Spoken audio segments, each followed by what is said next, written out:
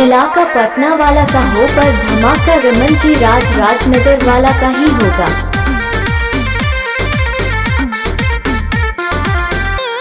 Mix by Raman ji राज।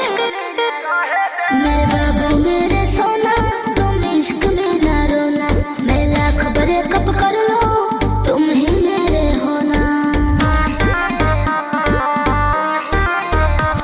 मेरे बाबू मेरे सोना तुम इश्क में ना रोना, मैं लाख बड़े कब कर लो तुम ही मेरे होना।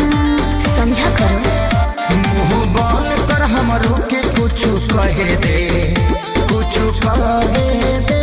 अभी बात करी रे बगली रहे दे, अभी बात करी रे बगली रहे दे।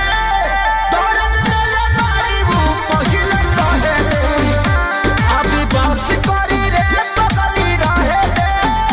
दर्द तेरे मारी वो पहिले सहे दे। इलाका किसी का भी हो पर धमाका डीजे रमन जी राजनगर वाला का ही होगा।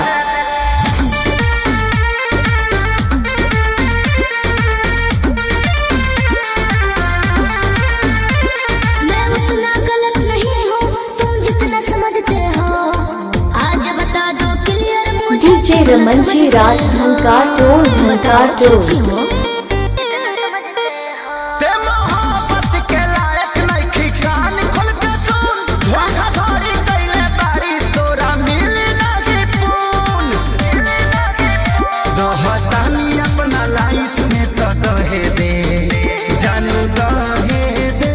अबे बस करी रे बगली रहे दे, अबे बस करी रे बगली रहे दे।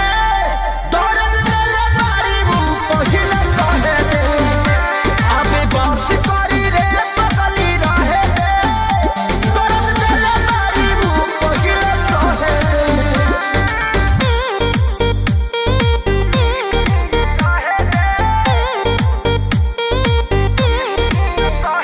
इलाका पटना वाला का हो पर धमाका रमन जी राजनगर वाला का ही होगा।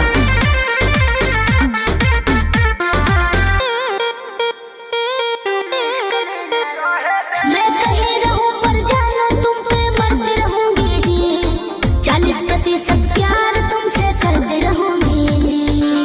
दिल के इलाका किसी का भी हो पर धमाका डीजे रमन जी राजनगर वाला का ही होगा। धरी जो ना रे, उड़न छोड़ देते धरती पर उतर जो ना रे।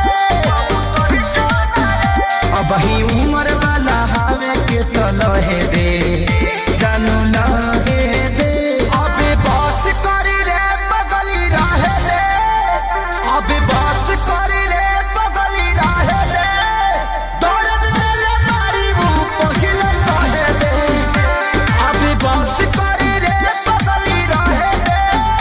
दर्द तेरे मारी वो पहिले सहे दे। इलाका पटना वाला का हो पर धमाका रमन जी राजनगर वाला का ही होगा।